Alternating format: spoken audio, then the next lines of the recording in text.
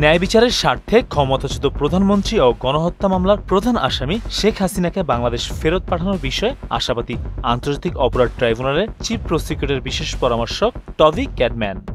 সোমবার চিফ প্রসিকিউটরের সঙ্গে সাক্ষাৎ শেষে সাংবাদিকদের তিনি এমনটাই জানান।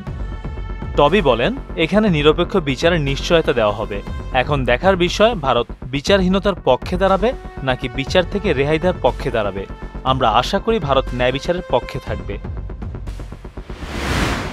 গত 5ই আগস্ট বৈষম্য বিরোধী ছাত্র আন্দোলনের মুখে শেখ হাসিনা দেশ ছেড়ে পালিয়ে ভারত চলে যান।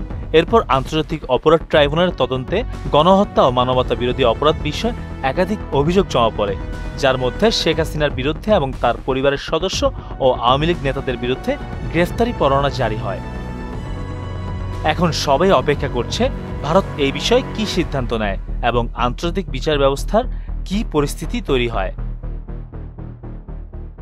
মেহেদী হাসান, মোহনা ডিজিটাল।